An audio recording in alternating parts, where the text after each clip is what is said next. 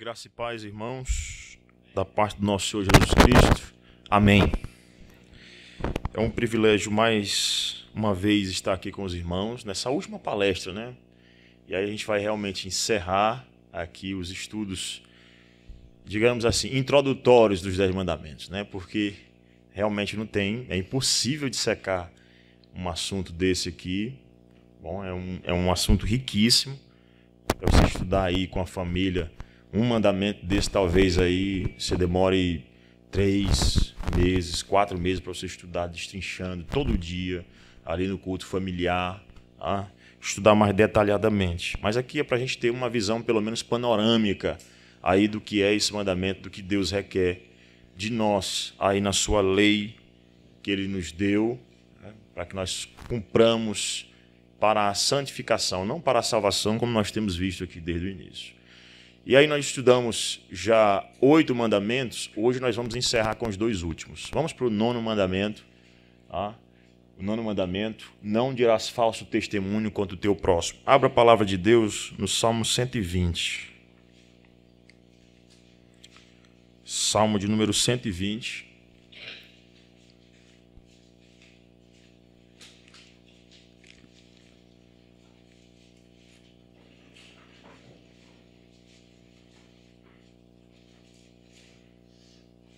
Salmo de número 120, a partir do verso 1, diz assim.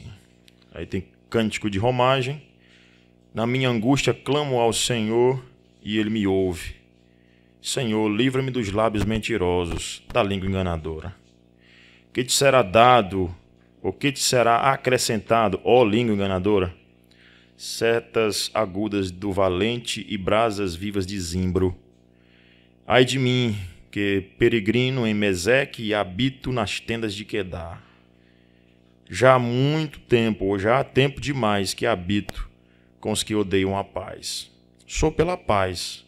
Quando, porém, eu falo, eles teimam pela guerra. Senhor Deus, a Tua palavra está diante dos nossos olhos. Desejo profundo do nosso coração é de compreendê-la, Senhor.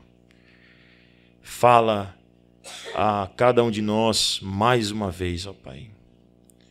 Desvenda os nossos olhos para que possamos enxergar a Tua lei como de fato ela o é, santa, justa, perfeita, imutável, inerrante, infalível. Ó Espírito Santo, nos conduz à sala do conhecimento. Ilumina a mim e os meus irmãos. Que eu seja fiel instrumento da Tua palavra, na exposição da Tua palavra aqui nesta manhã, Pai, em nome de Jesus. Eu peço também que os meus irmãos, com fidelidade a Deus, com zelo, possam também abrir os seus ouvidos, as janelas do seu coração, para a recepção da Tua palavra, Senhor. É o que eu te peço em nome de Jesus. Amém. Irmãos, então, dando continuidade aqui aos 10 mandamentos, a lei do nosso Deus, nós temos um mandamento que proíbe, né, que nós levantemos um falso testemunho contra o nosso próximo. Infelizmente, o falso testemunho ele existe, claro, desde cedo. O que nós temos é um duelo, né, uma briga que existe entre os que trabalham com a verdade e os que trabalham com a mentira. A palavra de Deus é a verdade, Deus é a verdade, enquanto o diabo é o pai da mentira. Desde o início, você tem ali no jardim do Éden, a palavra de Deus sendo confrontada com o mentiroso, com o enganador, quando ele chegou para a mulher e disse, olha, Deus disse que você não pode comer, e a mulher, já querendo pecar, né, acrescenta ali algo à lei de Deus, e é pecado você acrescentar algo à lei de Deus. Você precisa se limitar àquilo que a Escritura requer de nós. Para que seja lei de Deus, tem que ser explícita ou logicamente deduzida dela, usando aqui a linguagem do capítulo 1 da nossa Confissão de Fé de Westminster. E nós temos então ali, logo naquelas primeiras cenas de Gênesis, uma tentativa de torcer a verdade. E aí o diabo dando um falso testemunho da verdade de Deus, torcendo a verdade de Deus, e é isso exatamente que é condenado nas Escrituras. É você torcer a verdade, é você ser injusto, é você criar uma cara falsa da realidade. Tá bom? Pode passar, irmã. Quais são os deveres? Aí é o aspecto logo, imediatamente, positivo do mandamento. Né? Vamos lá. Vamos ler todo mundo junto, bem forte. Vamos chegar no final, a última palestra, forte. Tá bom? Vamos lá. Os deveres...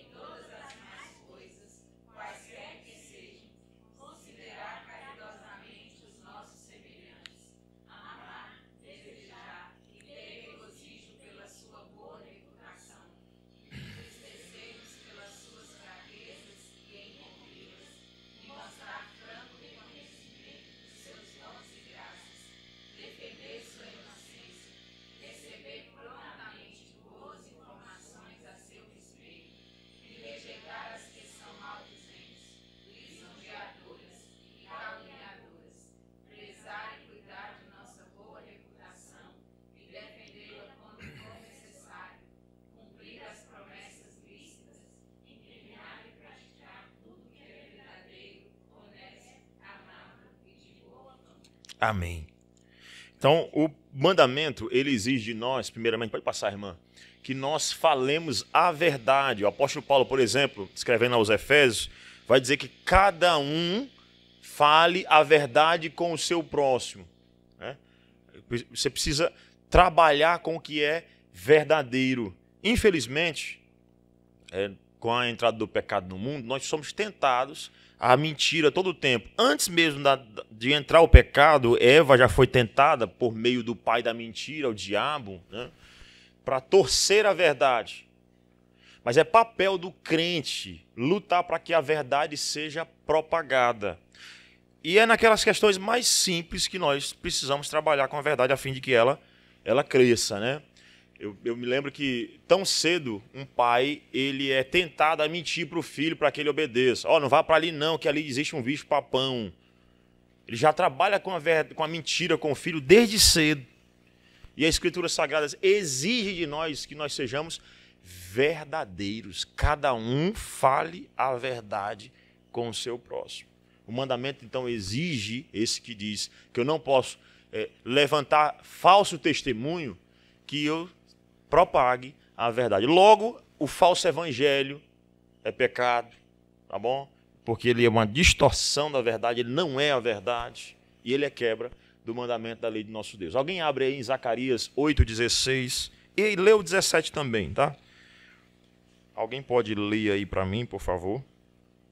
Zacarias 8, 16 e 17.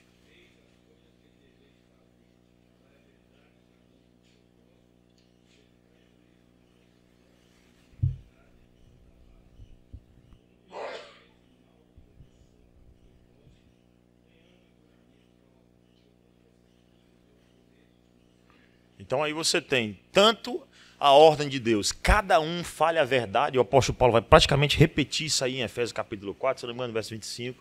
O apóstolo Paulo imediatamente praticamente repete essas palavras, dizendo: cada um fale a verdade.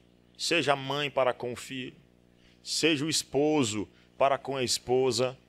Não, eu fiz isso, eu menti pensando no melhor. Não, cada um fale a verdade. Porque o verso de número 17 diz o que, irmão?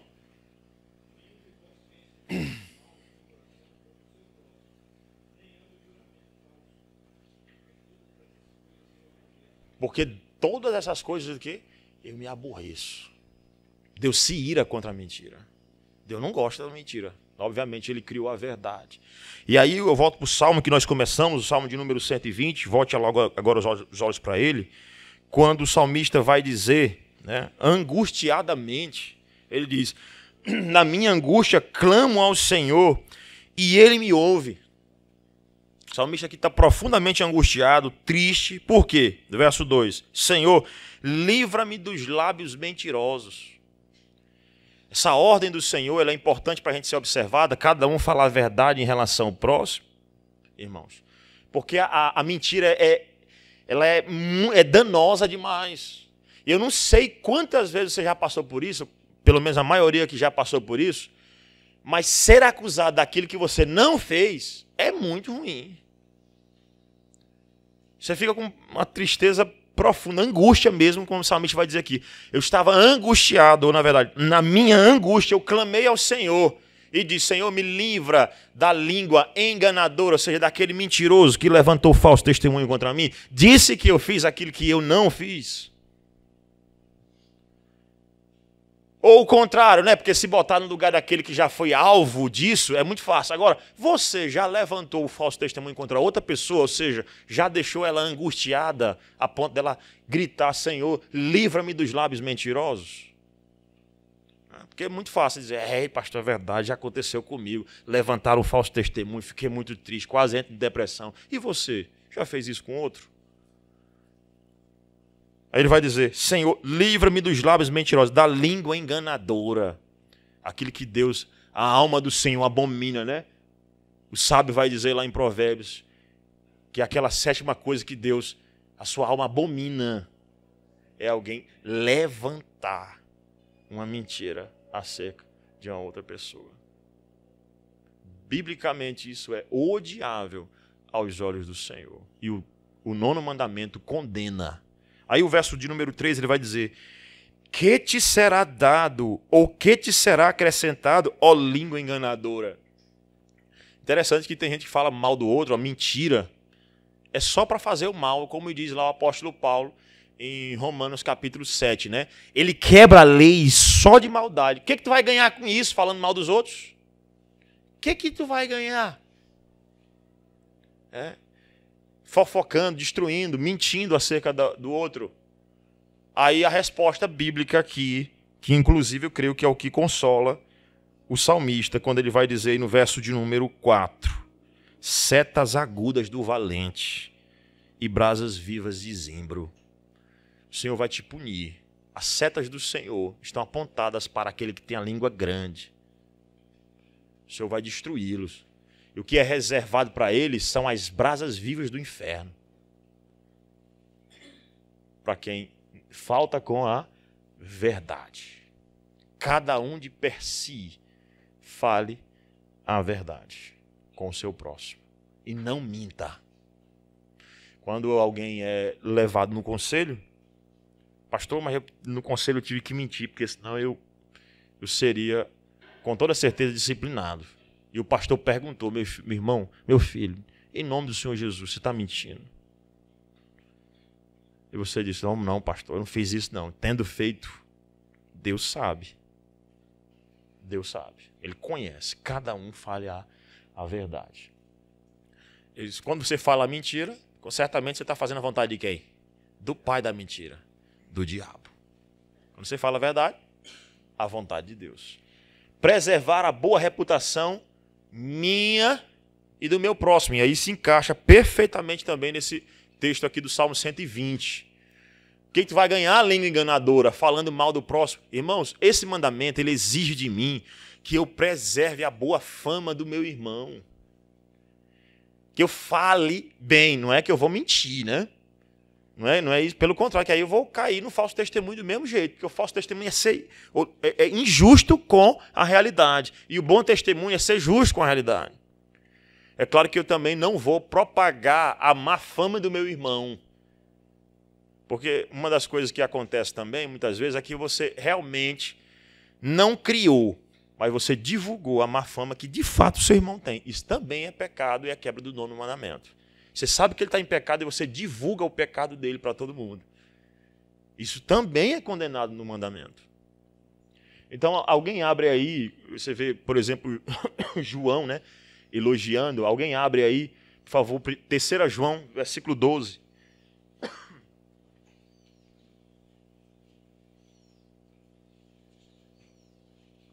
3 João 12.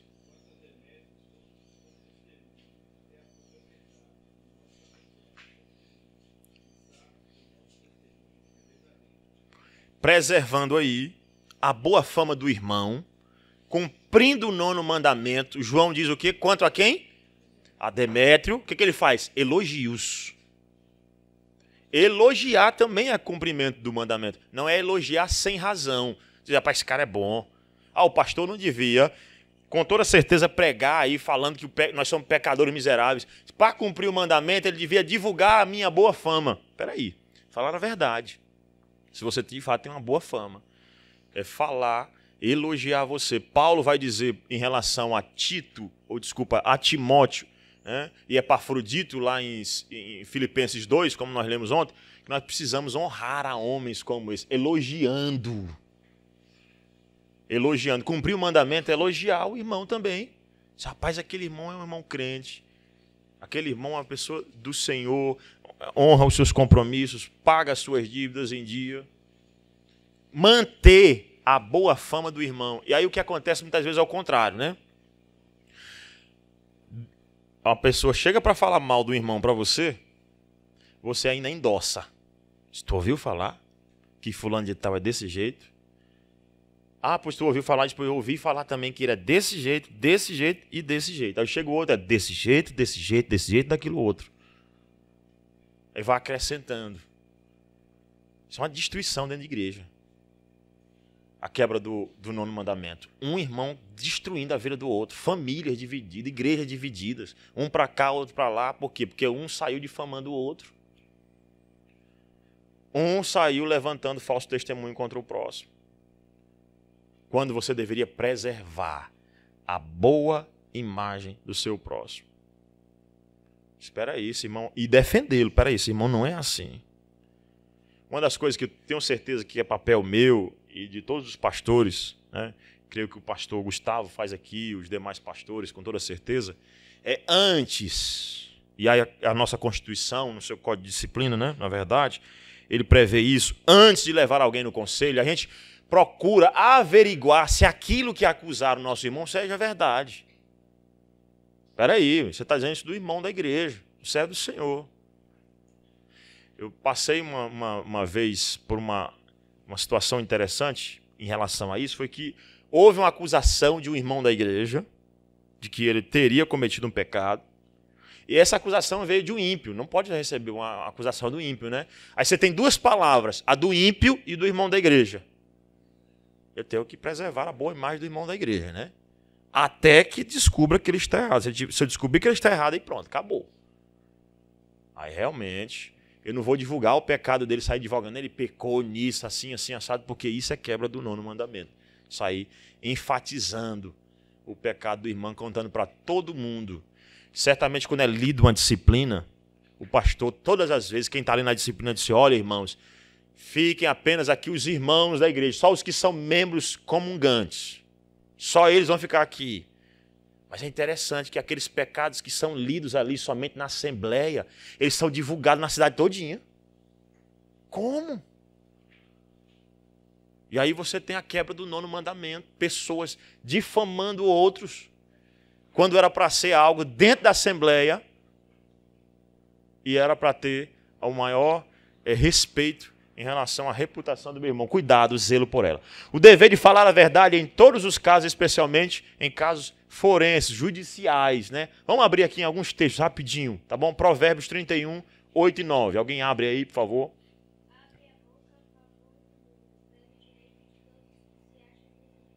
Pelo direito de todos os que se acham desamparados. Fazer-se justiça. Lutar para que a justiça seja feita. Continua, irmã.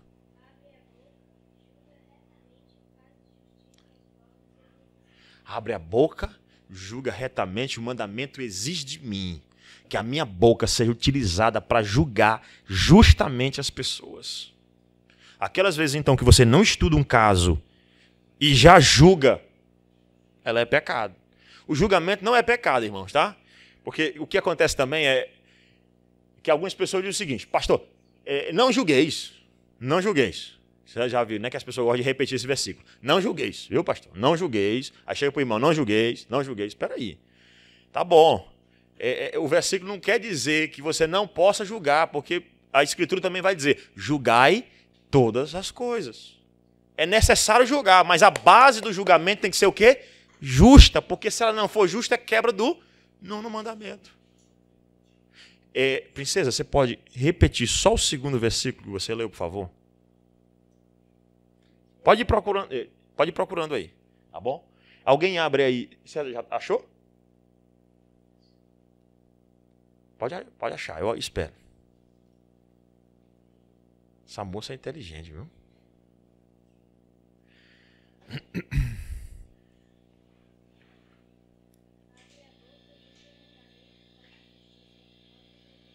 Faz justiça aos tanto pobres e injustiçados. Os crentes precisam orar, lutar e falar da justiça.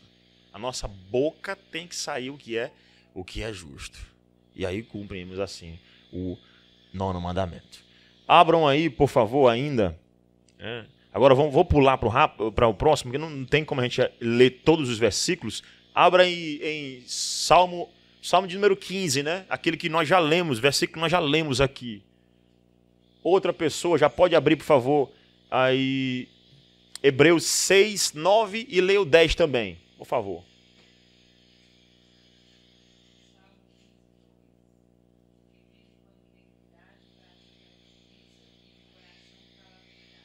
O que vive com integridade, com justiça e de coração, o quê?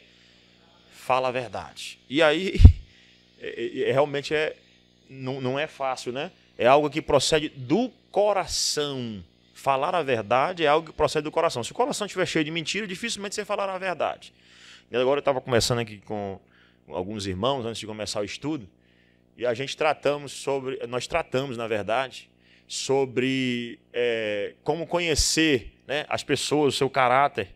E uma das maneiras de você conhecer o caráter da pessoa é quando ela vai falar. E é uma técnica de aconselhamento bíblico mesmo que a gente usa. Vai conversar com o irmão para saber se ele está falando a verdade, você faz algumas perguntinhas para ele. E aí, daqui a pouco, ele começa a soltar. Se ele estiver falando a mentira, ele começa a soltar a mentira pelas palavras. Ele, de coração, não fala a verdade. De coração, não fala a verdade. Interessante que um grande teólogo puritano chamado Thomas Boston, ele chega a falar que, é claro que ali não existe nenhuma base científica provada para isso, mas ele acreditava que a língua, né, tinha uma ligação com o coração. Tinha uma ligação com o coração. E ele chega a falar de uma maneira que parece que está falando de um aspecto fisiológico realmente. Não há nenhuma prova disso, tá bom? Que realmente tem uma ligação direta aqui, num canal direto da língua no coração. Mas pelo menos a aplicação para nós serve do puritano. Qual?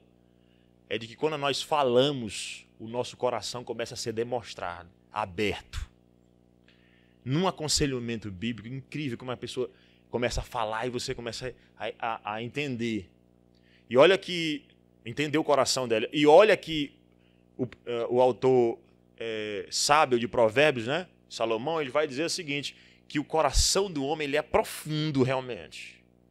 É como águas profundas, mas o homem sábio consegue discernir, ele consegue enxergar. Mas como é que ele faz isso? Entendendo, conversando por meio das palavras, você vai se entregando. Então, de coração fala a verdade parte do coração, assim também como a mentira. Assim também como a mentira. É por isso que um psicólogo não pode, de jeito nenhum, trabalhar a alma de ninguém. Tá bom? Ele não consegue trabalhar a alma de ninguém. Quem trata a alma é quem trata o coração. E quem trata o coração é Deus. Só Deus pode tratar o coração do ser humano. O psicólogo não pode tratar o coração do ser humano. Como um psicólogo vai trabalhar um mentiroso? Não, porque ele tem uma doença aqui, uma síndrome. A síndrome dele é de pecado. Ele é mentiroso. Ele está quebrando o nono mandamento. E não existe uma desculpa. Não é porque ele é doente. Aí se cria a doença para se falar mentira. Entendeu? Se cria uma doença. Não, ele é doente. E tem, irmãos, pessoas que você começa a acreditar que ele é doente mesmo porque ele mente como quem respira. Ele mente demais. De 10 palavras que saem da boca dele, 11 é mentira, né? Exagerando aqui. Porque, de fato, ele até se contradiz. Você conversa com ele aqui, daqui a pouco está se contradizendo. Aí afirma uma coisa, depois nega. O coração dele é mentiroso. Ele está quebrando o 9º mandamento. O que ele precisa? De Cristo, do verdadeiro. Psicólogo nenhum salva o mentiroso. Nenhum. O que salva o mentiroso é o evangelho. Porque ele está quebrando o mandamento. Estão entendendo? É bíblico isso. Quem trata desse coração pecaminoso, caído, é o Senhor Jesus Cristo. Então, essas pessoas... Pastor, o que eu preciso fazer para ajudar uma pessoa que mente muito? Pregue Cristo Jesus. A lei do Senhor é perfeita e restaura a alma. Entendeu? Por favor, irmão.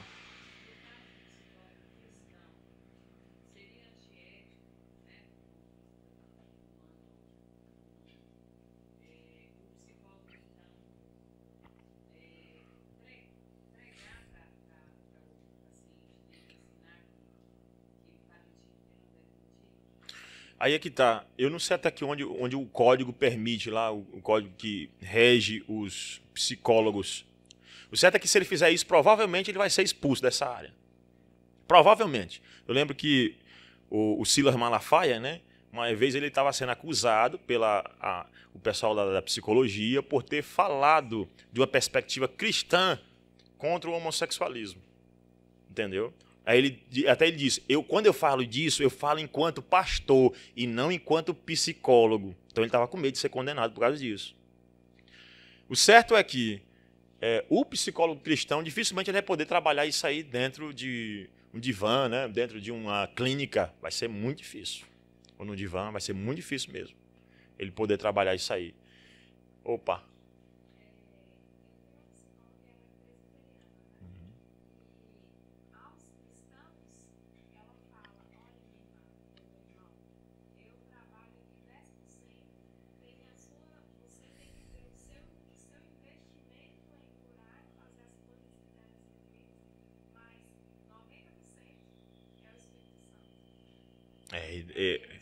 Agora, ela trabalha com pessoas que são homossexuais. Ela não pode falar da fé. Esse é o problema. Ali, ela não pode falar da fé. Se a pessoa der a brecha e falar assim, eu estou passando por isso, você já falou assim, olha Deus, ela pode.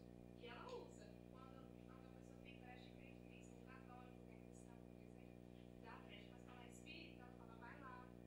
E porque cientificamente é comprovado que pessoas que creem em alguma coisa e têm uma fé, elas têm uma melhora. Mas ela fala o seguinte, a gente sabe que só o verdadeiro Deus salva. Aqueles que vão atrás dessas coisas, passam um tempo, eles voltam aqui porque a felicidade não foi encontrada. E eles vão ficar rodando até achar a felicidade. Mas eles têm esse podcast, ela só trabalha com aqueles que são cristãos realmente. Isso. E que bom que ela entende essa limitação que existe dela mesma enquanto psicóloga, que precisa realmente...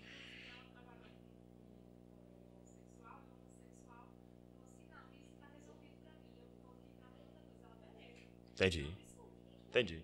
Então, o que eu acredito, viu, irmã, é que se é proibido, por isso mais uma razão para procurar um aconselhamento bíblico no que diz respeito a esse pecado, né? Estou aqui criticando totalmente a área, não.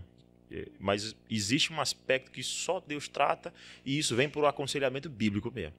Não vai ser de outra maneira, entendeu? Nem vai ser o psiquiatra também, né? Não, é porque ele vai passar um remédio. E que remédio para mentira? Que remédio é esse? Entendeu? Ele pode passar 1000 pílulas para você. Não vai... Já estou falando já do psiquiatra, não mais do psicólogo, tá bom? Eu vou parar por aqui, que isso é um negócio complicado de tratar, realmente.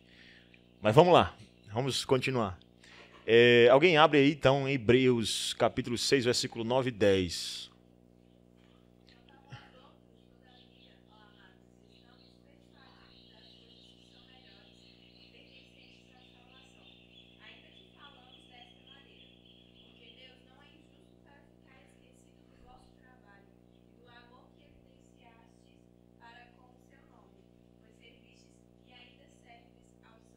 Exatamente. Deus não é injusto. Quem nós servimos é um Deus justo. É um Deus que fala a verdade. E por causa disso, eu preciso falar a verdade. Eu sou feito à imagem e semelhança de Deus, fui feito para falar a verdade, para trabalhar com justiça, com zelo. Infelizmente, o pecado rompeu isso.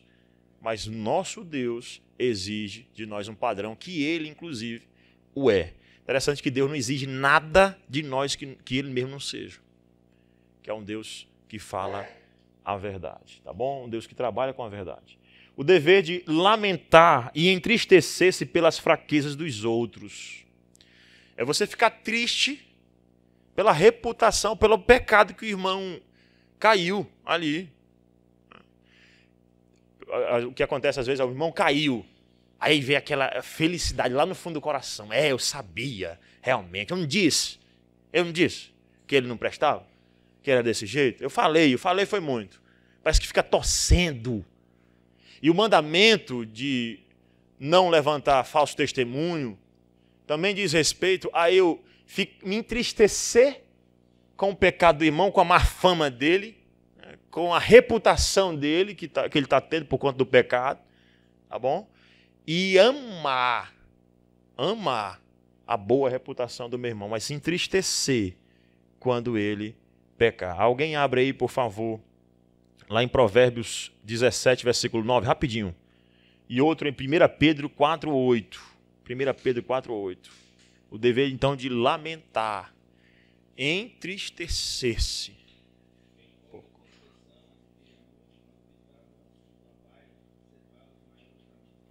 O que traz o assunto, o quê? A ideia de encobrir aí, irmão, não é aquela pessoa que sabe que o irmão estava pecando e nunca contou para ninguém. A ideia não é essa, porque o caminho bíblico é você ir lá, todo mundo conhece, vai lá você, conversa com o irmão, você está em pecado. E não de botar lá no WhatsApp, no Facebook, fulano de tal pecou. Não, sei lá, conversar com ele. Só, irmão, você está em pecado. Ele não aceitou, vai lá com outra pessoa. Até chegar naquele grau lá, se ele não aceitar de jeito nenhum, ser tratado como um gentio publicano. Tá bom? Sair da atmosfera da igreja, realmente. Mas o que ele está condenando aí é você jogar o pecado para todo mundo saber.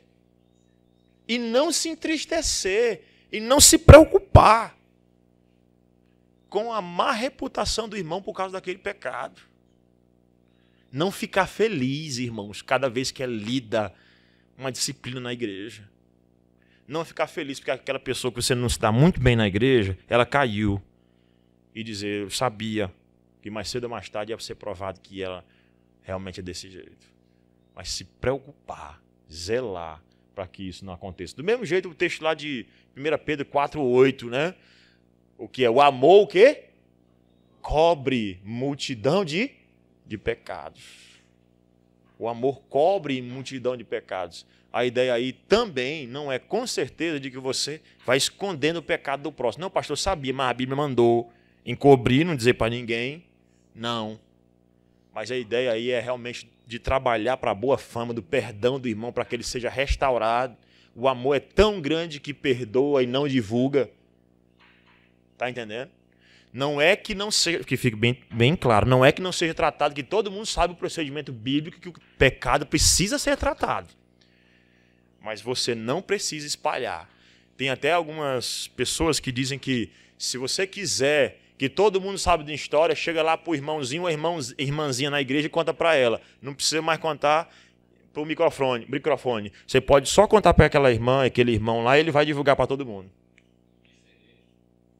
Pedir segredo, né? Conta e pede segredo, né? E aí ele vai contar só para o melhor amigo, que o outro vai contar só para o melhor amigo, que vai contar só para o melhor amigo. Então isso não vai trabalhar para a boa fama do irmão. E é exigido de mim que eu trabalhe para a boa fama. Pergunta simples, irmão. Você trabalha para que a reputação do seu irmão seja a melhor possível no mercado?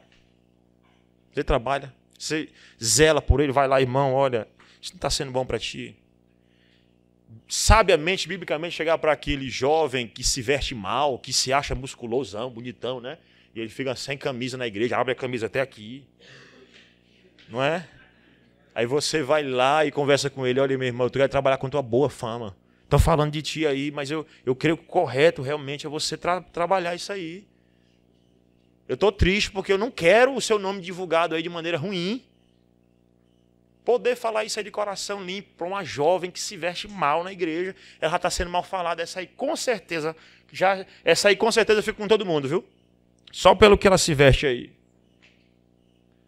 Má fama da irmã que existe lá dentro da igreja, que você nunca trabalhou com ela, nunca orou por ela. E essa é uma luta pastoral. Eu sei que os pastores os presbíteros devem lutar em relação a isso, né? Para que o irmão, oi meu irmão, te respeita, ô irmão, zela do teu corpo, ô irmão, tua reputação, irmão.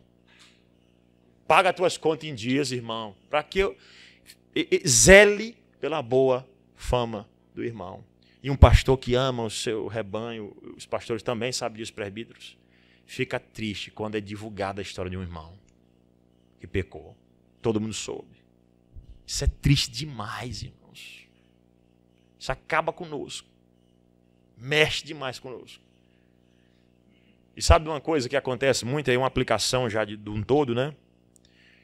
Que acontece muito, o pastor vai lá e diz para o irmão, irmão, não faz isso. Isso aqui entristece um pastor, viu? E um conselho. Pra você não fazer mais nunca. Tomara que não, em Cristo Jesus não vai fazer.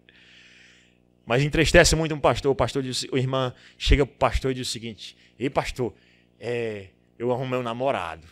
Aí o pastor, ô rapaz, que benção, qual dos irmãos da igreja? Aí ele diz, nenhum, pastor. E de qual igreja a outra é? Não, pastor, ele é ímpio. Aí o pastor lá em amor disse, ô irmã, não casa com ele não, irmã, não namora com ele não. Não faça isso. Aí ela faz igual o jovem rico, ou ele, né? Baixa a cabeça, porque mexeu no pecado principal, né? E sai. E aí vai lá e faz do jeito que o pastor falou para não fazer. Aí passa um mês, passa dois, aí chega para cá e diz, ô pastor, cuida de mim, chorando. Cuida de mim, pastor. Cuida de mim. Que foi, irmão? Que foi, irmã? Ô pastor, meu esposo me largou. Ô pastor, lá em casa está desse jeito, estão me batendo. Irmãos, eu como pecador, eu sou filho de Adão também, tá? Dá vontade de dizer, pois vá-se embora. Eu sou pecador, estou conversando o pecado, o meu pecado meu. Eu não faço isso. Eu digo que às vezes dá vontade. Diferente. Eu não faço isso. Na realidade eu vou lá e trato, choro junto com a pessoa. Eu meu irmão, vamos lá. Mas eu te avisei tanto, irmão. Eu te disse tanto, irmão. Te disse tanto, irmão. Que eu não queria a tua fama desse jeito. Eu não queria que fosse divulgado desse jeito acerca de você. Eu ouvi falar de você. Eu chamei você aqui, nós conversamos. Eu pedi para você. E você fez diametralmente o oposto do que eu lhe pedi. Mas aí a gente estende a misericórdia. Por quê? Porque Deus tem misericórdia comigo todo tempo. Então eu preciso ser misericordioso com meu irmão também. Tá bom? Mas o coração pecaminoso pensa sempre o contrário. Sempre. No final ele diz, o dever de manter uma atitude correta para com as boas qualidades dos outros. Saber elogiar. Graças a Deus você tem defeitos, mas também tem qualidades, né? Eu sei que às vezes fica difícil de encontrar uma qualidade ali, mas tem. Tem, pela graça de Deus. A graça comum está aí. Então tem qualidade. E saber elogiar as boas qualidades. Esse irmão tem defeitos. Esse irmão tem problemas, mas ele tem qualidades. Essa igreja tem problemas, mas essa igreja tem qualidades. E saber evocar as qualidades quando necessário. E é isso que esse ponto aqui aborda, que é o quê? É você ter uma atitude correta para com as qualidades, defendê-los contra a injustiça, tá bom? E de resguardar-se, de acolher, né, prontamente as más informações. Ou seja, aquilo que eu disse, né? Você recebeu a informação, aí você primeiro analisa para ver se é verdade. Então, o mandamento exige de mim que eu observe muito bem antes de acusar o irmão. Alguém pode ir aí, 2 Timóteo 1:4, 2 Timóteo 1:4, Provérbios 25, 23.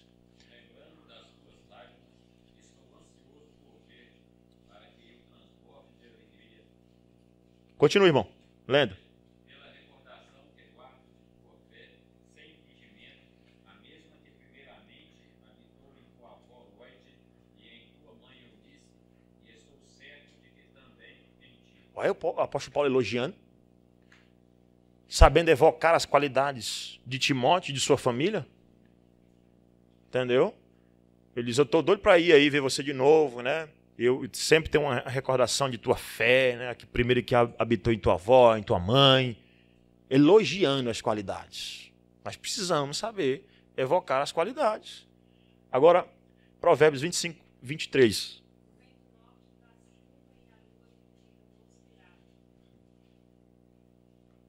A língua fingida o quê?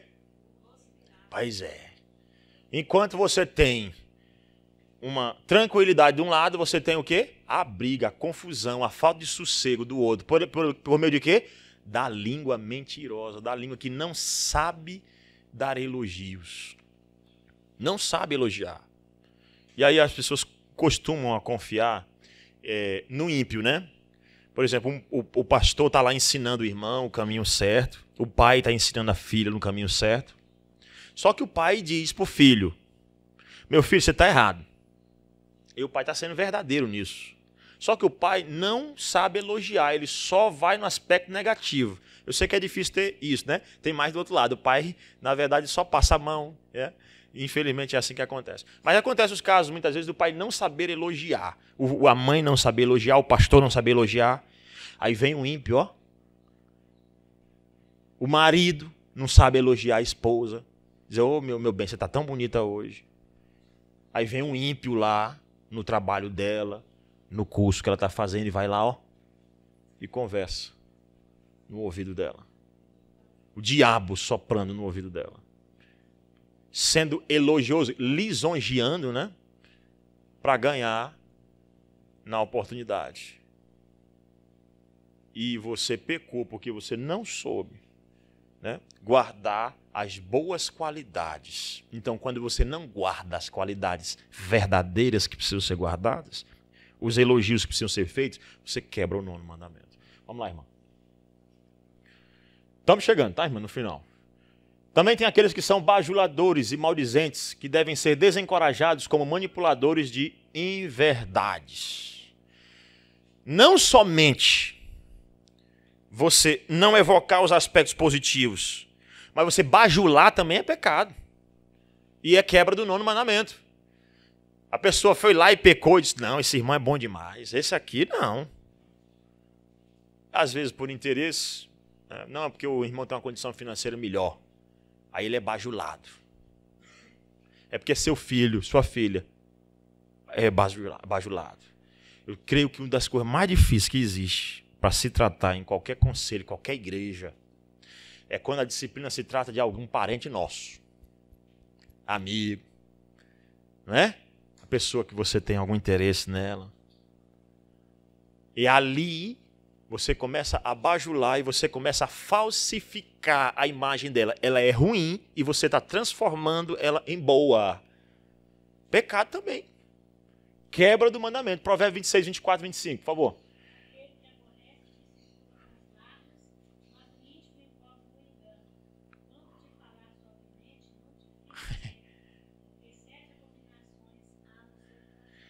Então, suave as palavras, né? É mentiroso. Isso aí também deve ser condenado. Só a primeira parte do versículo, irmão, por favor. Aquele que aborrece e dissimula com os lábios, agora. Mas no íntimo encobre o engano. Está lá bajulando. Ele sabe que está errado, mas lisonjeia. Sabe que está errado. Acontece muito, né? Meu filho não, pastor. O meu não. De jeito nenhum. Esse meu irmão aqui, não. Pode ser qualquer um, esse aqui eu boto a minha mão no fogo. Você está fazendo mal para a igreja, você está fazendo mal para você mesmo, você está fazendo mal para a pessoa. E está quebrando o 9º mandamento. E está passivo de quê? Em caso de obediência tem bênção. Desobediência tem o quê? Maldição. Então está passivo das maldições do pacto. Depois você pode ler Salmo 101, versículo 5 também. Vamos adiante, tem muita coisa ainda. As promessas lícitas têm de ser cumpridas. As promessas o quê? Lícitas. O 9º mandamento também prevê as promessas lícitas. Por que as promessas ilícitas? Porque que foi ilícito, você não precisa cumprir. E nem pode. Entendeu? Você prometer, isso eu prometo, que nesse mês aqui, eu vou tirar 90% do meu salário e vou dar para a igreja. Pá. É lícito isso? Deus quer de nós? É lícito isso? Eu estou falando do caso que você tira do sustento da família e dá 90% do salário para a igreja.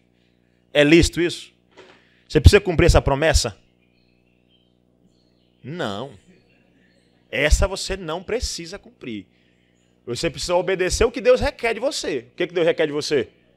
O dízimo. Tá bom? Eu posso prometer dar uma oferta? Pode.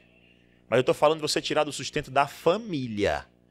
Deus nunca pediu que você tirasse do sustento da sua família e desse para Ele. Ele não pede isso. Existe uma parte do meu salário que a Deus é devido. Todo mundo sabe qual é, que é o dízimo. E você pode dar oferta.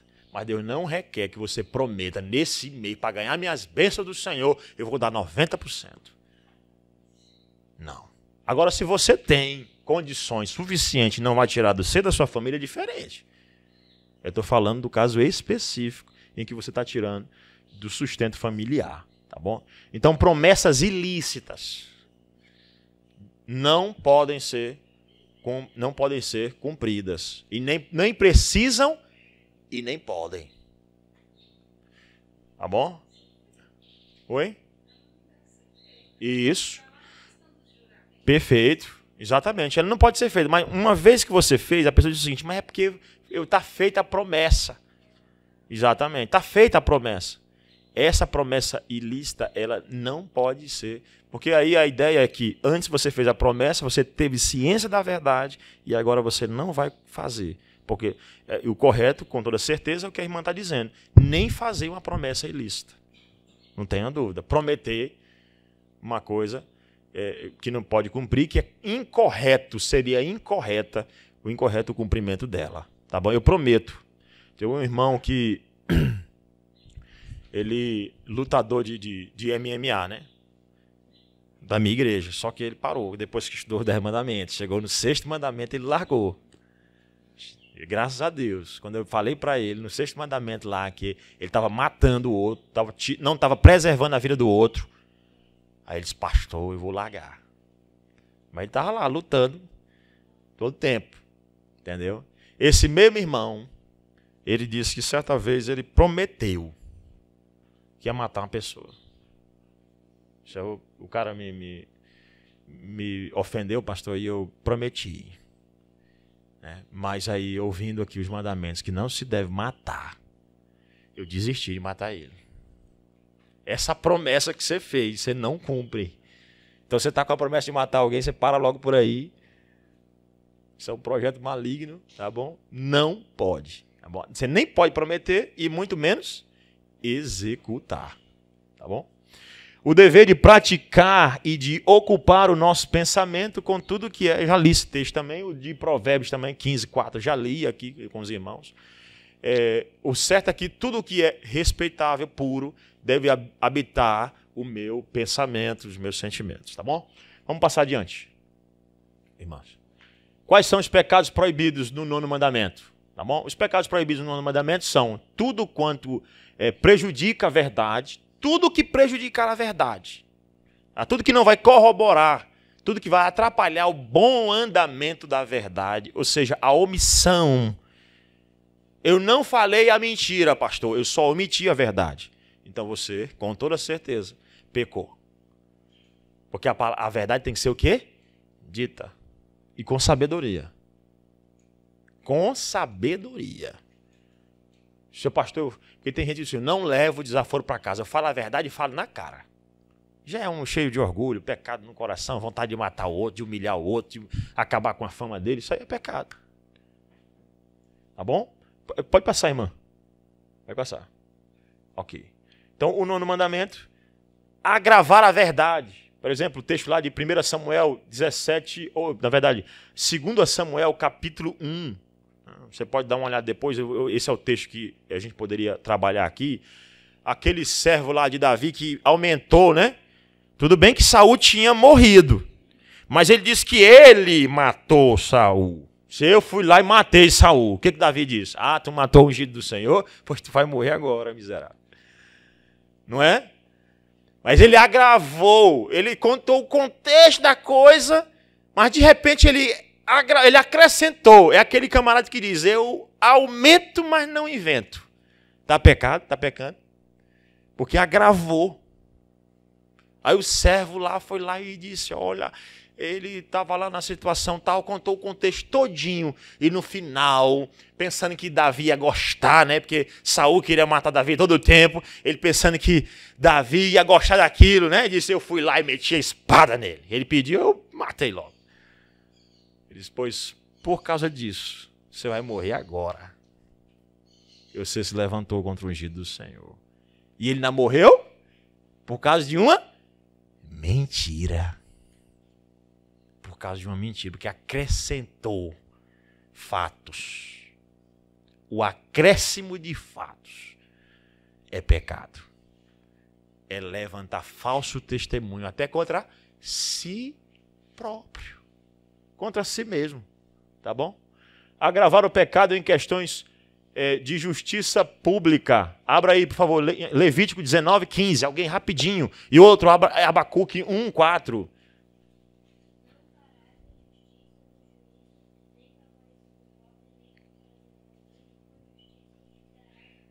Nem favorecendo o pobre. Pastor, eu menti, mas foi justa causa a mentira. Foi para favorecer o pobre.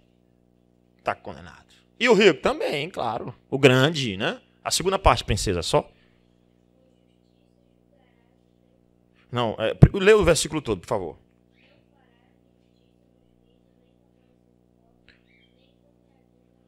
Nem comprazendo o grande. Nenhum e nem o outro. Se eu menti para favorecer o pobre, eu peguei o pobre aqui porque a pessoa pode pensar que é justiça. Não, eu menti porque o pobre lá estava sendo injustiçado, eu fui lá e contei uma mentirinha. Não teve problema que foi para favorecê-lo. Teve. Quebra do 9º mandamento. Agora Abacuque 1:4. Texto também muito bom. Aí ó, ele está se reclamando ainda. Alguém lê aí para gente? Isso.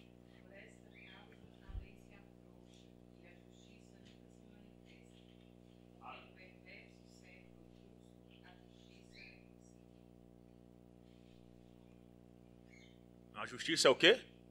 Torcida. Não se pode torcer.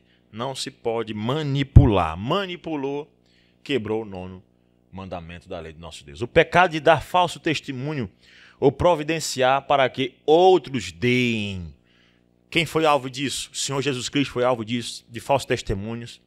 Lá no julgamento de Cristo foram levantados testemunhas falsas. O texto lá de Atos, que está aí também, Atos 6:13, que é o texto de Estevão, que são levantadas testemunhas falsas. Mas isso acontece em contexto de crente, quer ver? Ó, por exemplo, o cara tem uma funcionária dentro de casa ou empresa, uma funcionária da empresa, né? Aí ele está lá querendo ganhar a causa para não pagar os direitos, porque a funcionária ou o funcionário botou ele na justiça. Aí ele chama um irmão e diz, irmão, testemunha lá a meu favor. Aí só precisa contar isso aqui. E não era verdade isso que ele fosse contar, né? Não, no caso aqui. Aí ele, meu irmão, você só precisa contar essas 2 mentirinhas aqui, ó. Para eu ganhar e não precisar pagar esse absurdo para esse funcionário aí. Isso é quebra do 9º mandamento. E está cheio de crente fazendo isso, ó. Nos tribunais. Ou ele é a testemunha, que vai lá para testemunhar de só esse meu irmão aqui é justo. Sou juiz. Esse aqui é bom. Jamais ele faria isso. Sendo que o irmão, de fato, não pagou os direitos trabalhistas. Não estava depositando o FGTS do funcionário. E ainda quer manipular a justiça. Pecado. Tem crente fazendo isso? Tem. Ou sendo a testemunha, ou sendo o empregador. Ou se você também for um empregado, chega lá e mentir. Vai lá e levanta testemunho dizendo que você trabalhava 12 horas, sendo que você trabalhava só 8 horas por dia. Mente. Aí arrebenta com o patrão. Aí diz, ei, me dei bem. Não. Tá bom? E tem outros casos aí que você falta com a verdade, né? Precisa ser melhor estudado judicialmente para a gente poder usar Mas tem um caso também. Opa.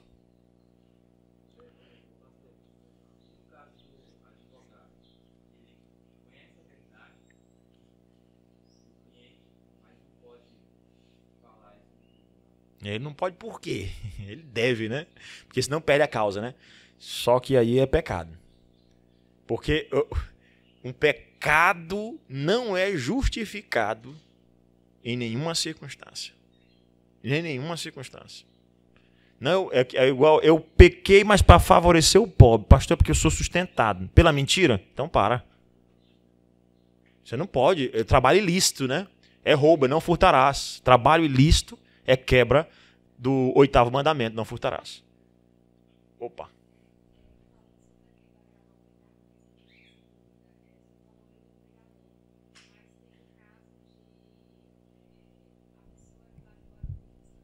Isso.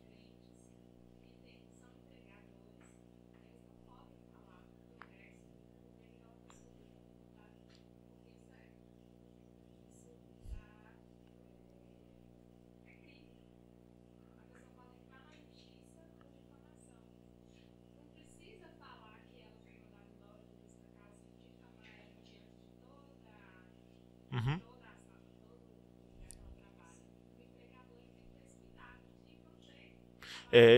E foi até um princípio que a gente falou aqui, né? Que você, mesmo sabendo que a pessoa pecou, você não precisa difamá-la, sair botando em redes sociais, dizendo, não, um pecador, assim, assim, assado.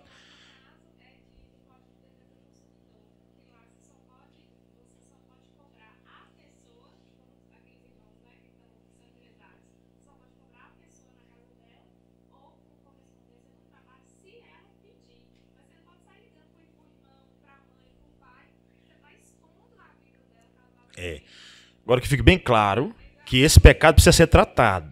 Não é encobrir, né? Que fique muito claro que não é encobrir, é isso. Ele precisa ser tratado porque aí vai ser tratado, inclusive na igreja precisa tratar o problema do irmão que não está pagando as dívidas em dia. Perfeito. Isso. Ou difamando aí. Perfeito, exatamente. Mesmo que ele tenha cometido o pecado, o pecado precisa ser tratado, mas você não precisa acabar com a imagem da pessoa por causa disso. Exatamente. Agora, isso é uma linha muito tênue.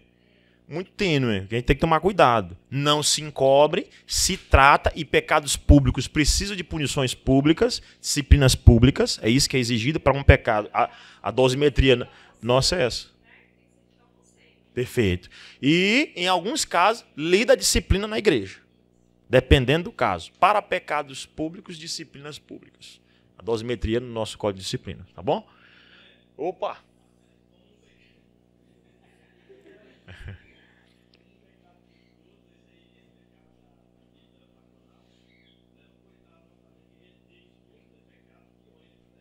Sim. Perfeito. Pecado também, não tenha dúvida. E precisa ser tratado lá na igreja.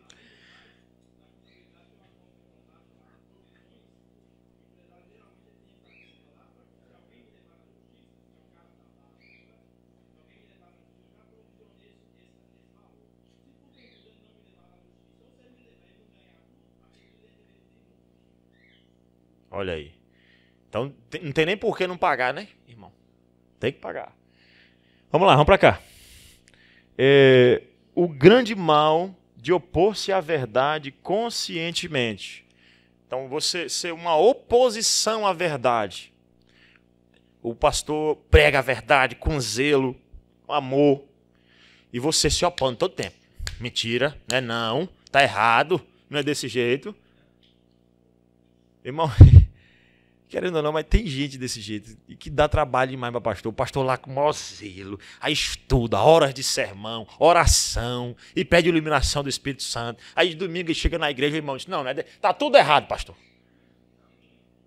Meus irmãos, pelo amor de Deus, ele opõe-se à verdade, ferrenhamente, ele se levanta, tá errado.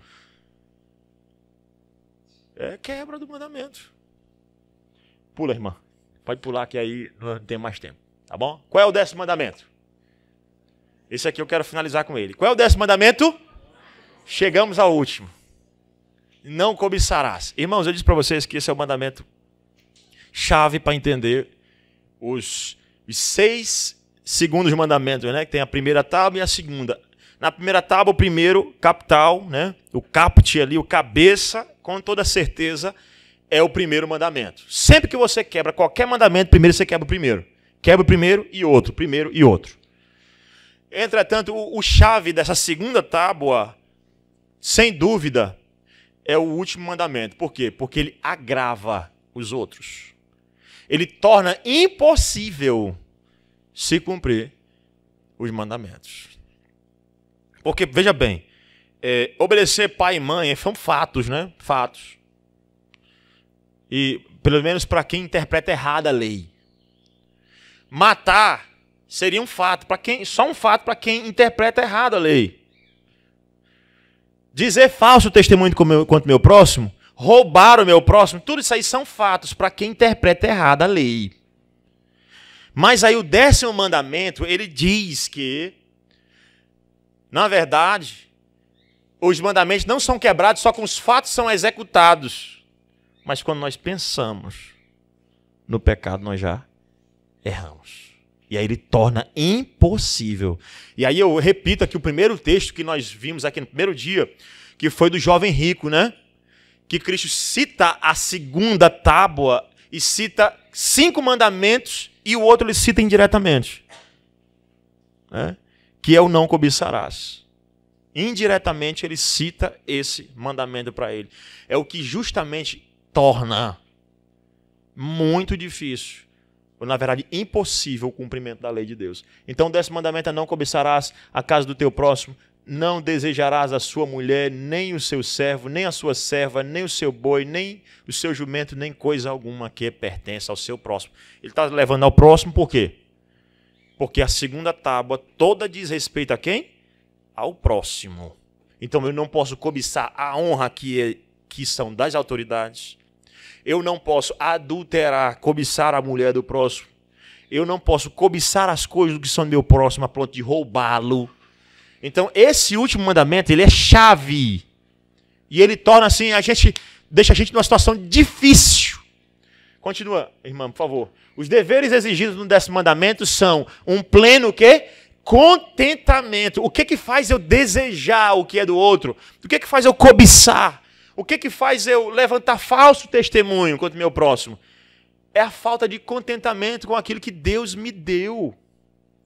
Abre aí, por favor, Hebreus 13, versículo 5. Hebreus 13, 5. Pode passar aí, mano, para o segundo slide. Outra pessoa abre em Filipenses 4, 11.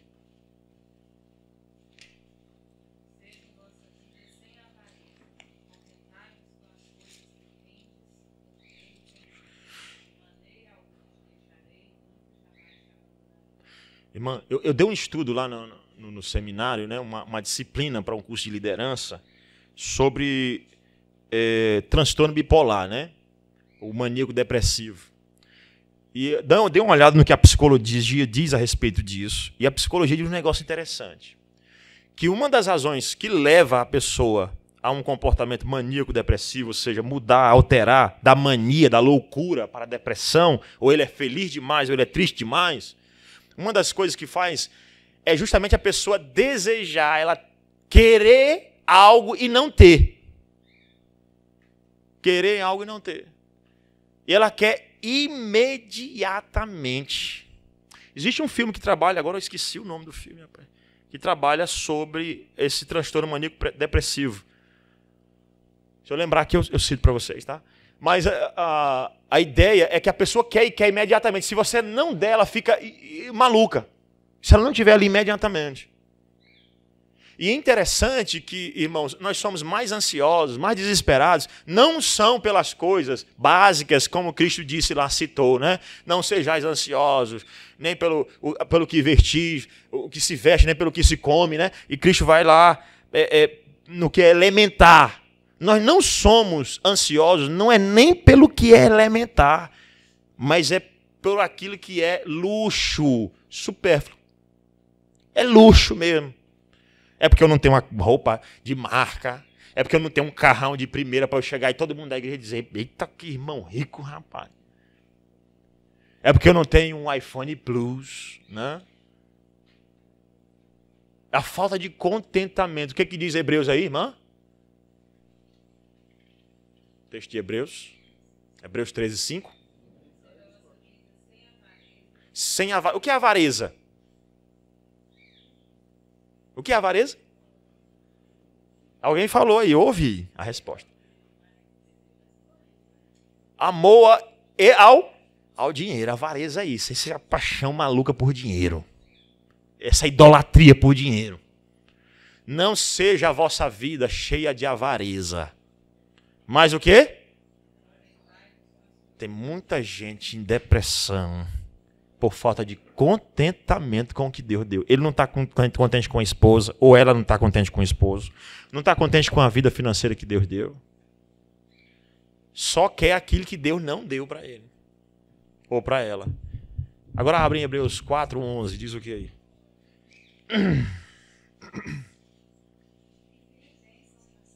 Filipenses, desculpa, 4:11.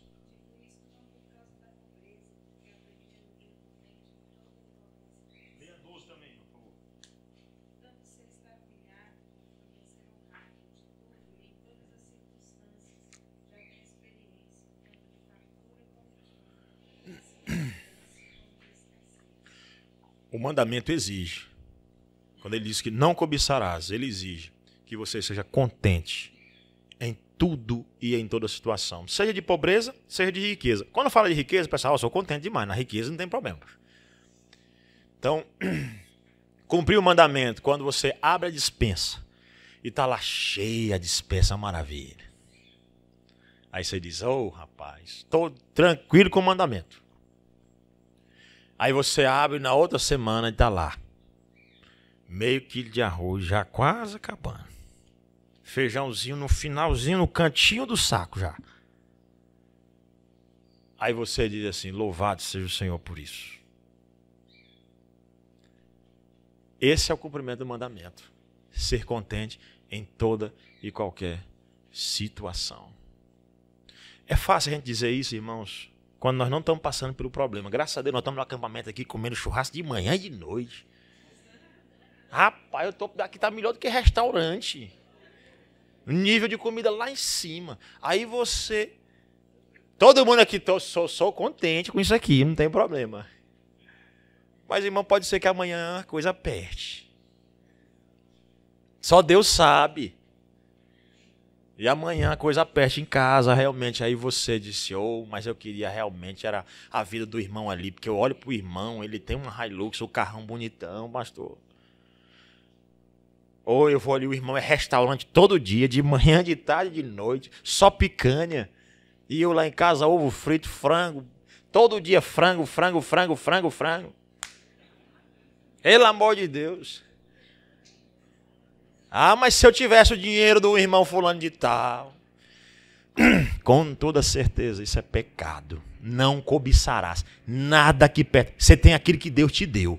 E aí, irmãos, veja bem, há uma linha tênue entre a preguiça. O cara está lá preguiçoso, a esposa diz, meu filho, vá trabalhar, não tem nada na despensa. Nós temos que ser contentes com aquilo que Deus nos deu, meu bem. Não é isso não. Não é isso não que eu estou falando, não é isso que o mandamento está dizendo. Não cobice, meu bem, a casa do próximo. Aqui só tem o que Deus dê. Aí não trabalha. Não, porque o meu que Deus deixou, o não furtarás, né? É você querer dinheiro sem trabalhar. É um mandamento que está ligado com o outro.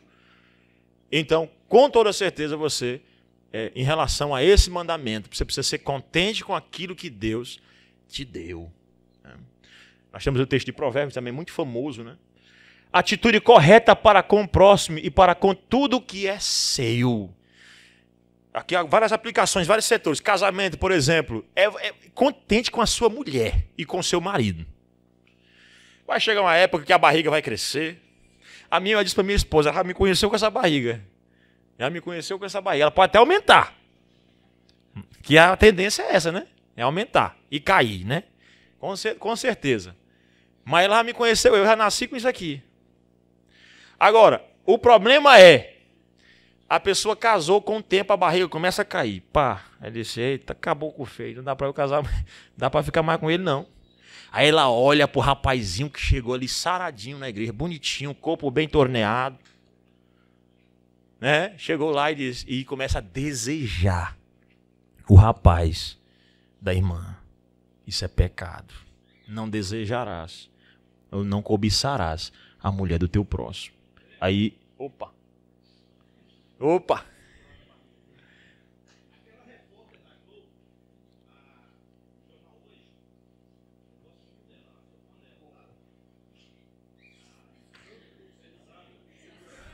Sandra Nemberg.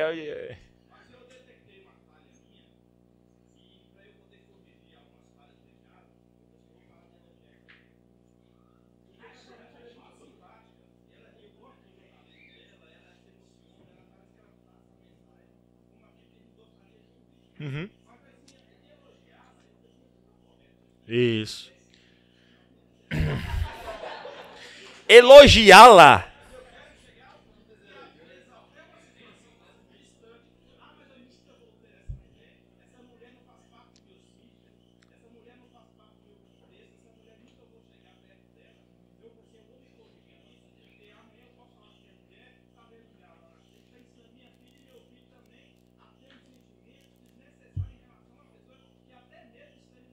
Isso. Se o teu olho direito te faz tropeçar, arranca e lança-o de ti. Aí, imediatamente, né? Irmão, atitude bíblica. Servo varão de Deus. Isso aí. Pode ter certeza. Pode, irmão, você teve a atitude que boa parte deveria ter.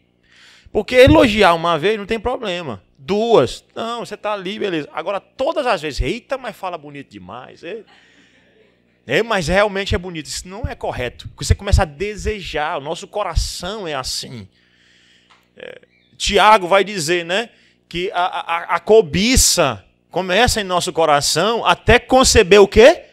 Pecado. E o pecado, uma vez consumado, gera a morte. Então começa na cobiça. Davi começou cobiçando. Eva, o pecado de Eva começou aonde? Na mente. Vendo a mulher. Que a árvore era boa, agradável, né, para se comer e boa para dar entendimento. Ela foi lá e mastigou. Mas o diabo não tinha dito. Tu vai ser conhecedor igual a Deus. É isso que o diabo faz. Perus e banquetes. Né? Ele coloca na sua frente. Olha, isso aqui é uma maravilha. Vai lá, cai. E o diabo estuda a gente. Ele sabe quais são as nossas fraquezas. Ele estuda a gente desde o dia que a gente nasceu. Desde o dia que nasceu, só estudando as fraquezas. A fraqueza dele, Sandra Nemberg. Estou dizendo que é do irmão, não. Só o exemplo. Exatamente. Caio Castro, exatamente. Isso, perfeitamente. Perfeito, né? Aí, eu estou só dando um exemplo, irmão. Todo mundo aqui é tentado. Não é só o presbítero, não é todo mundo. Eu, você, todos nós somos. E se nós não cortarmos o mal pela raiz, o pecado vai ser consumado e vai gerar a morte. Entendeu? Qual seria, então, o limite? É difícil de estabelecer, mas entre admirar, porque nós somos humanos. E a gente, às vezes, olha com admiração para uma determinada pessoa, o jeito dela falar. Uhum. Por exemplo, eu estou falando de mim. Sim. Eu fico encantada com uma pessoa que fala bem. E qual seria, então, o limite entre admiração e... Admiração. E o pecado, né? Da cobiça. Né? Beleza. A linha é muito tênue, realmente. Não é pecado admirar, porque a beleza da criação foi o Senhor realmente que criou. Né?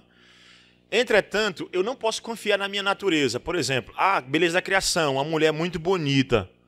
Então eu vou ficar olhando ela aqui para admirar a beleza da criação.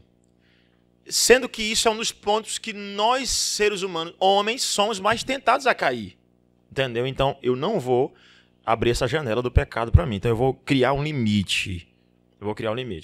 Pastor, eu admiro pessoas que falam bem. Peraí. Que tipo de admiração é essa? Essa admiração de dizer, olha como Deus tem usado, ou como Deus deu um dom para essa pessoa, tem uma oratória fenomenal, fala muito bem.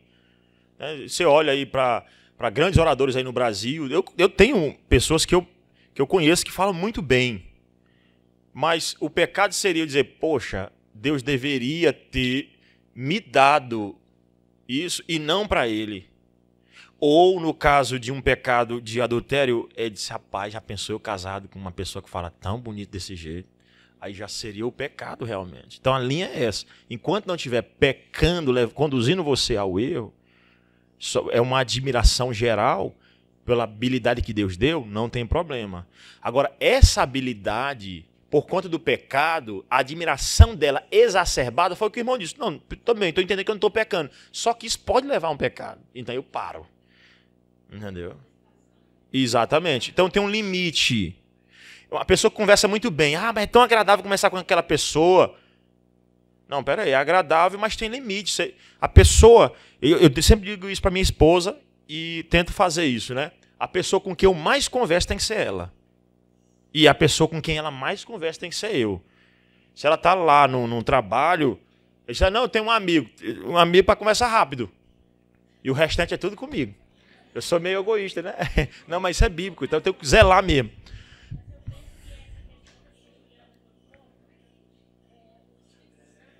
Vamos ouvir aqui, irmãos.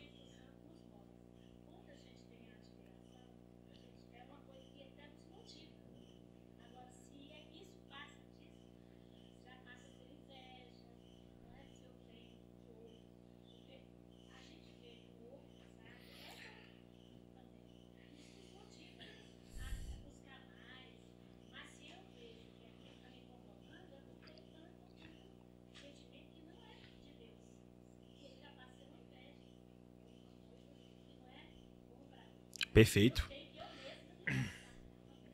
Perfeitamente.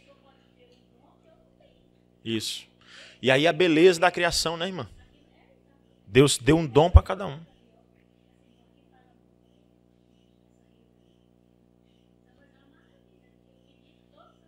Potência, né?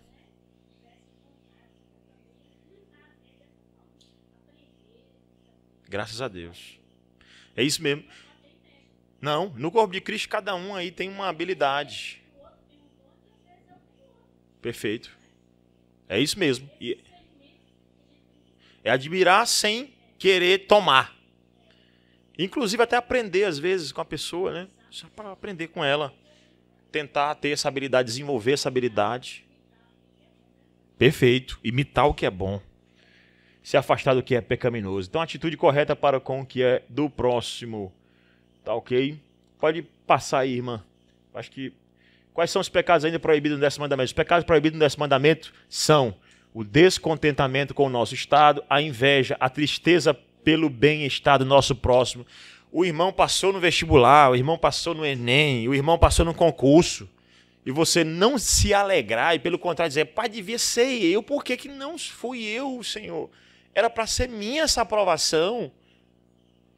Isso é pecado. Você olhar, aí eu estava dando esse exemplo, né? Você olhar para a esposa ou esposo do irmão e dizer o seguinte, rapaz, já pensou se eu fosse casado com fulano de tal? Isso é pecado. Já pensou seria tudo diferente se essa fosse a minha esposa e não essa? Eita, mas seria bem melhor. Isso é pecado. Isso é a quebra do mandamento. Então, juntamente com todos os desejos e afetos desordenados para com qualquer coisa que lhe pertença. Pode passar, irmã. Então, tá aí, eu vou deixar os versículos aí, irmãos, junto com as perguntas são do catecismo mesmo, o estudo do catecismo lá comentado, que saiu pela Puritanos. Se você puder ter esse material, é muito bom. Pode passar, irmã. Aí, eu queria, então, terminar com essa pergunta. É alguém capaz de cumprir a lei de Deus? Depois daquilo que a gente viu aqui nesses dias. Pode dizer, irmão. Sim, perfeito. Perfeito. Ele era capaz, ele disse, eu faço aí, Senhor, desde quando eu sou criança, desde jovem. Eu faço aí, eu cumpro a lei. O mentiroso, né? Quem é que cumpre a lei de Deus perfeitamente? Que levanta o braço para eu chamar de mentiroso. Não tem, irmãos. É alguém capaz, o catecismo vai dizer, nenhum homem por si mesmo, ou por qualquer graça que receba nesta vida, é capaz de guardar perfeitamente os mandamentos de Deus, mas diariamente os viola por pensamentos, palavras e ações ou obras. Todos nós quebramos os mandamentos por pensamentos, palavras ou atitudes. Abra aí o último texto que eu vou ler do acampamento, que eu pelo menos vou ler, tá? Romanos capítulo 7.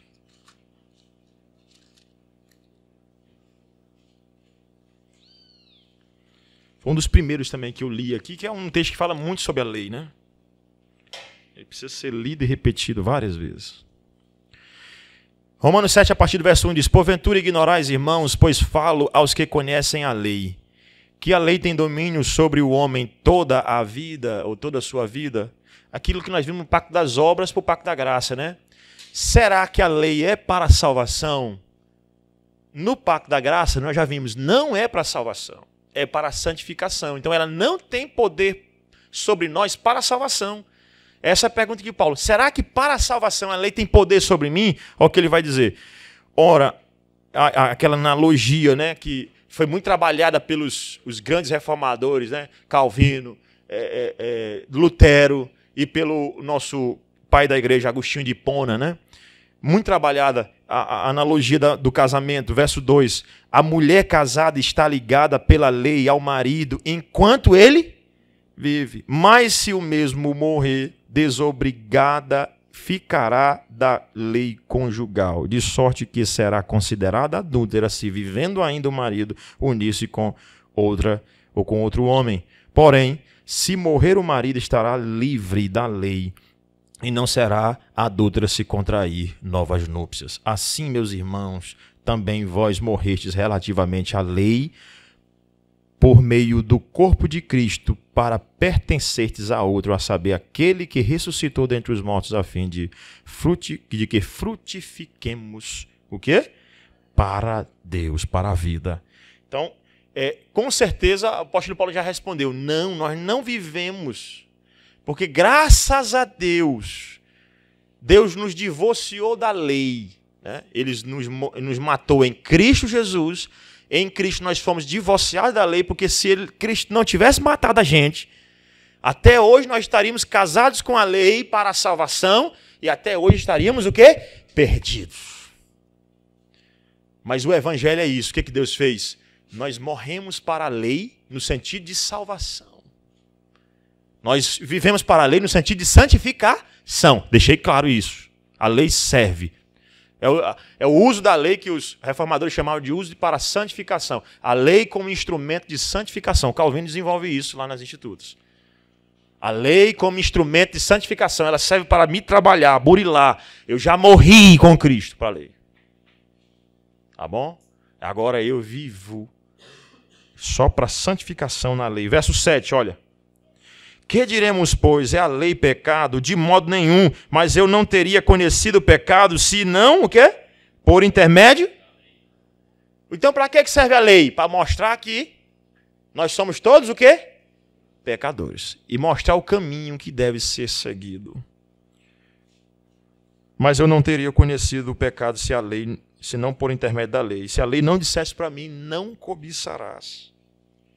Mas o pecado, então, tomando ocasião pelo mandamento, despertou em mim toda sorte de concupiscência, porque sem lei está morto o pecado. Então, infelizmente, nosso desejo vai ser sempre pecar. Por quê? Porque a lei diz para não fazer, a gente quer fazer.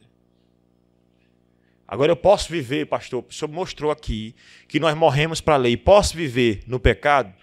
Leia o versículo 1 de Romanos 6. Versículo 1 de Romanos 6.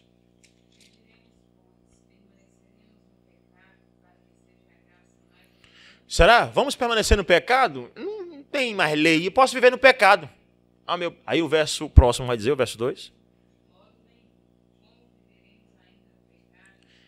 E aqui uma digressão de argumento de Paulo, tá? Lá no capítulo 7 ele diz o quê? Que nós morremos com Cristo para a lei. Aí Paulo faz uma digressão aqui, né? Ele volta, na verdade, o raciocínio do entendimento disso está no capítulo 6, quando ele diz o seguinte: como viveremos no pecado, nós que para ele nós morremos, irmãos, no pecado. Não tem. Porque a lei mostra o pecado e nós já morremos com Cristo. Não somos mais escravos da lei e não somos mais escravos do pecado. Agora, como viveremos no pecado nós que para ele morremos? Duas coisas, então, que nós precisamos sair desse acampamento sabendo. Primeiro, a incapacidade nossa de cumprir a lei. Segundo, Cristo cumpriu no nosso lugar. E porque Cristo cumpriu no nosso lugar, e nós morremos com ele, ressuscitamos com ele, nós precisamos cumprir a lei para a nossa santificação. A igreja será mais santa na medida que ela cumprir os 10 mandamentos. A igreja pagará pelos seus pecados na medida que ela quebrar a lei de Deus. Porque no caso de obediência tem o quê? E desobediência. O que vocês querem? As bênçãos da aliança ou a maldição da aliança? Quer comer o melhor da terra? Quer ir para uma terra eterna? Cumpra os mandamentos do Senhor, porque você foi salvo em Cristo Jesus. Amém. Irmãos, eu queria agradecer em Cristo Jesus ao conselho, ao pastor, a confiança, né? Pelo que eu ouvi aqui de todos, ele é uma pessoa muito zelosa aí com o púlpito. E pastores zelosos com o púlpito não chamam qualquer pessoa, a não ser que ele tenha no mínimo uma desconfiança que essa pessoa vai ser fiel às Escrituras. Então eu agradeço a confiança dele, do pastor Fábio, do pastor Felipe, me tratou muito bem aqui esses dias, graças a Deus, de todos. Eu fui muito bem tratado aqui, Minas Gerais, pela graça do Senhor. Tá bom? O povo mineiro é realmente um povo acolhedor. E o meu maior intento em Cristo Jesus é que essas palavras sirvam de edificação para vocês. Que Deus abençoe a cada um de vocês em suas respectivas igrejas, aqui, congregações. Que Deus venha nutrir vocês com essas palavras e que Deus venha fortalecê-los para a batalha espiritual. Que vocês possam cumprir a lei do Senhor e possam receber as bênçãos da aliança. E ao mesmo tempo que oro por vocês, tá bom? Quero pedir também oração lá pelo nosso seminário, o Seminário Teológico do Nordeste, que é o nosso seminário lá em Teresina, formação de pastores, líderes. Eu não falei nenhum dia do seminário, né? A não soar realmente como uma propaganda, mas eu queria que vocês orassem. Um seminário que estuda o Tiago. Vocês orassem, colocassem o seminário em vossas orações, aí diante do Senhor. Ali é uma casa de formação de pastores e que precisam, com toda certeza, aqueles homens de sabedoria, de prudência. Tiago está lá morando com toda a sua família, precisa de sustento, não somente material, físico, financeiro, mas também de oração. Orem por ele para que ele conclua o curso aí. Ele está ansiando concluir o curso até o final do ano. Que Deus o conceda essa graça mediante a sua rica misericórdia. E orem também pela Igreja Presbiteriana do Calvário. É a minha igreja. Tá bom? Eu estou lá no Calvário, né? Então, orem por nós e nós oraremos por vocês, certamente. Que Deus nos fortaleça e abençoe o crescimento. Deus abençoe ricamente o ministério do pastor e de sua equipe pastoral, aí, os seus presbíteros, que também me trataram muito bem, os presbíteros aqui, pela graça do Senhor Jesus. Vamos orar nesse instante. Senhor Deus, louvado seja o teu nome por esses dias aqui juntos, Senhor.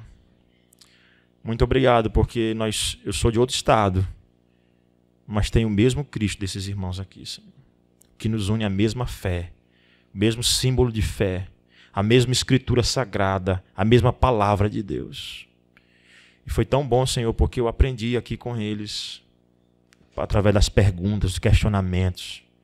Te louvo pela paciência que eles tiveram comigo, de ouvir também. E também, ó Pai, eu te louvo pela oportunidade, ao mesmo tempo que rogo para que essas palavras estejam fincadas no coração dos meus irmãos, Senhor. Que elas possam produzir frutos dignos de arrependimento.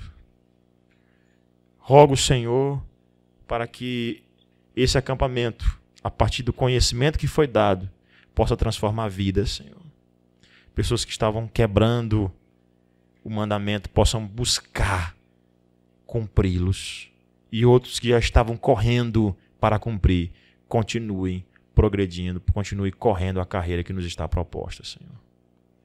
Abençoa a Igreja Presbiteriana de Montes Claros, Senhor. Seu conselho, seus pastores, seus presbíteros, seus diáconos, seus membros. Dá crescimento espiritual genuíno, Senhor, para esse povo, em nome de Jesus. Se há alguma situação de pecado, que o Senhor venha manifestar por meio da própria confissão de pessoas que possam se achegar ao seu pastor e dizer: olha, meu pastor, sua autoridade como um pai, eu pequei contra o Senhor, me ajuda. Que o Senhor venha chacoalhar o coração desses em nome de Jesus, Senhor. Para que haja de fato arrependimento e dentro do teu rebanho haja santidade, Senhor. Santidade não é coisa platônica. Santidade é bíblica. Ela existe. Existem pessoas santas. Existem pessoas que levam a sério a tua palavra, Senhor. E que daqui e aqui possa ser, em nome de Jesus, ó Pai, um celeiro de santidade. Para a glória do teu nome. Em nome de Jesus. Amém. Que Deus nos abençoe, irmãos.